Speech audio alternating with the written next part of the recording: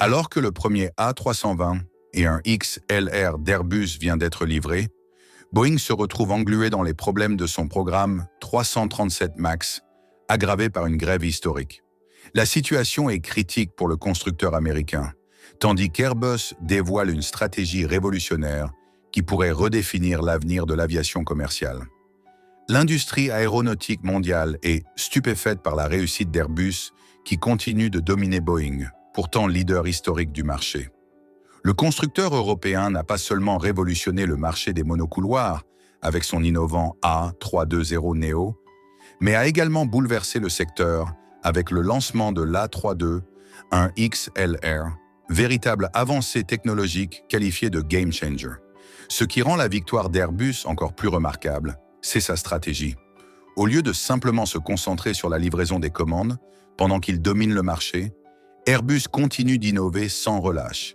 Les compagnies aériennes du monde entier se battent désormais pour commander l'A32, un XLR, un appareil conçu pour réaliser un rêve vieux de plusieurs décennies, relier des villes aussi éloignées que New York et Rome avec un avion monocouloir. Une avancée considérable que l'industrie attendait depuis longtemps.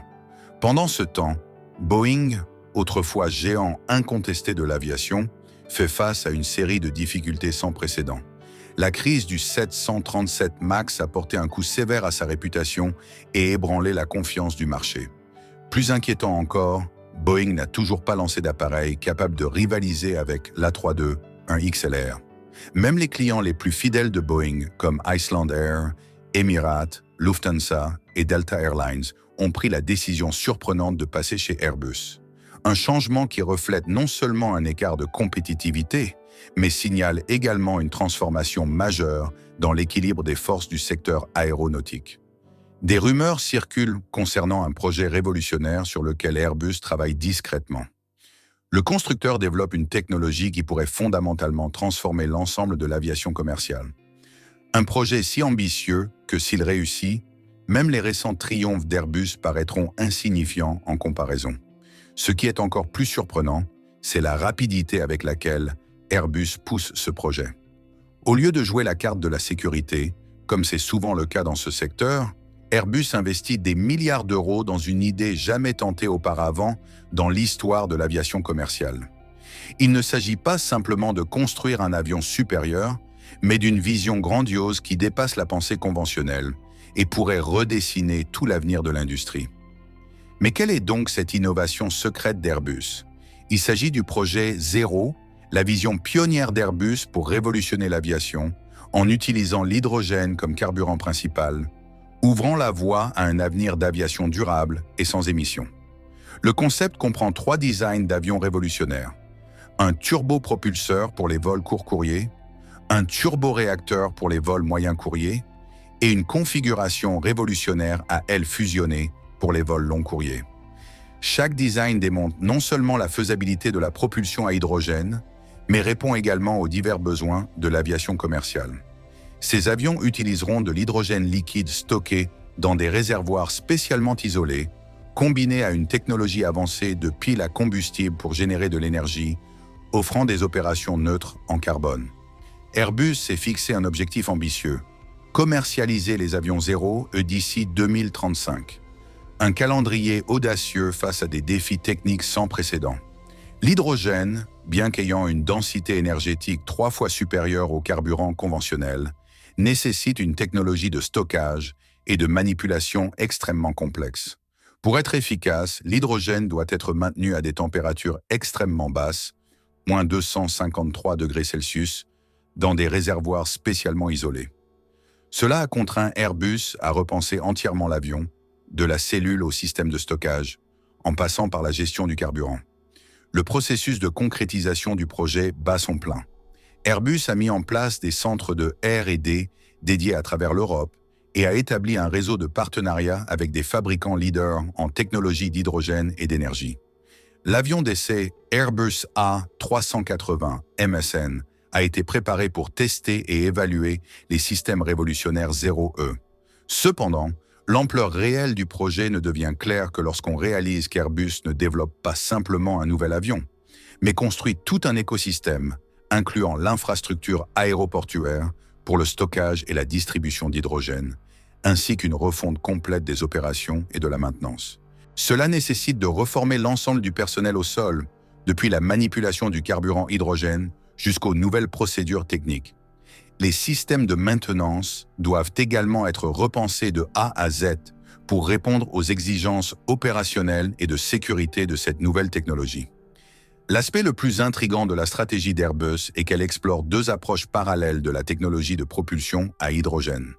La première utilise un moteur à turbine à gaz avancé pour brûler directement l'hydrogène, générant de l'énergie à partir du processus de combustion. La seconde repose sur des piles à combustible à hydrogène qui convertissent l'hydrogène en électricité pour alimenter le système de propulsion. Cette double approche démontre clairement l'ambition d'Airbus de percer le code du vol zéro émission, quelle que soit la solution qui deviendra la norme à l'avenir. La véritable raison derrière cette ambition grandiose d'Airbus n'est pas simplement de maintenir sa position de leader sur le marché. C'est aussi une stratégie à long terme pour sécuriser son avenir dans une industrie qui est sur le point de connaître sa plus grande révolution depuis l'ère du jet. L'aviation est déjà un contributeur significatif aux émissions mondiales, et la pression des régulateurs et du public pour réduire son impact environnemental ne cesse de croître. Airbus non seulement reconnaît cette réalité, mais agit avec une vision pionnière. La technologie aéronautique traditionnelle, malgré ses progrès remarquables en efficacité énergétique, est incapable de répondre aux réglementations environnementales de plus en plus strictes de l'avenir. C'est pourquoi Airbus s'est fixé l'objectif de réduire les émissions des avions commerciaux jusqu'à 50% grâce à la technologie de propulsion à hydrogène. Ce qui est particulièrement prometteur, c'est l'énorme potentiel de l'hydrogène. Produit à partir d'énergies renouvelables, l'hydrogène ne génère pas d'émissions de dioxyde de carbone lors de son utilisation, ce qui en fait l'une des solutions les plus prometteuses aux défis environnementaux dans l'aviation. Avec cette stratégie, Airbus ne se contente pas de répondre aux normes strictes, mais façonne proactivement l'avenir de l'aviation commerciale. Un avenir durable et zéro émission qui répond aux attentes de la communauté internationale et des générations futures. La stratégie d'Airbus devient encore plus claire lorsqu'on examine le réseau de partenariats stratégiques qu'il construit. Airbus collabore non seulement avec des entreprises énergétiques de premier plan, mais aussi étroitement avec des aéroports et même des constructeurs automobiles. C'est à travers ces partenariats qu'Airbus lance une initiative pour construire des hubs mondiaux d'hydrogène dans les principaux aéroports du monde. À ce jour, l'entreprise a lancé des études dans 14 pays différents, chacune axée sur la résolution de défis géographiques et d'infrastructures spécifiques. Le timing de l'initiative d'Airbus n'est pas une coïncidence. En ciblant une date de lancement en 2035, Airbus se donne suffisamment de temps pour résoudre les défis techniques complexes tout en gardant une longueur d'avance sur les réglementations environnementales de plus en plus strictes. L'entreprise parie que lorsque ces réglementations commenceront à devenir plus contraignantes, elle aura une solution complète et éprouvée en place, prête à mener le marché et à inaugurer une nouvelle ère pour l'aviation. Si Airbus réussit, il construira un écosystème complet autour de cette solution hydrogène. Les compagnies aériennes investiront dans l'infrastructure hydrogène et les programmes de formation opérationnelle d'Airbus pourraient être liés à la technologie du constructeur européen. Le coût énorme et la complexité de soutenir deux systèmes de moteurs complètement différents rendront difficile pour les compagnies aériennes de les exploiter simultanément.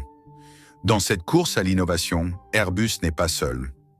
Embraer, le célèbre constructeur brésilien d'avions, poursuit également sa propre ambition de développer un avion entièrement autonome, capable de décoller et d'atterrir sans intervention du pilote. Bien que les directions soient que légèrement différentes, cela montre que la course pour façonner l'avenir de l'aviation ne se concentre pas seulement sur un aspect, mais sur une combinaison d'innovations révolutionnaires. Qui définira l'avenir de l'aviation? Le Boeing 797 ou le nouvel avion d'Airbus? Boeing aura-t-il la puissance nécessaire pour récupérer son leadership? Dans cette bataille des titans aéronautiques, une chose est certaine. Nous assistons à une transformation sans précédent de l'aviation commerciale et les enjeux n'ont jamais été aussi élevés.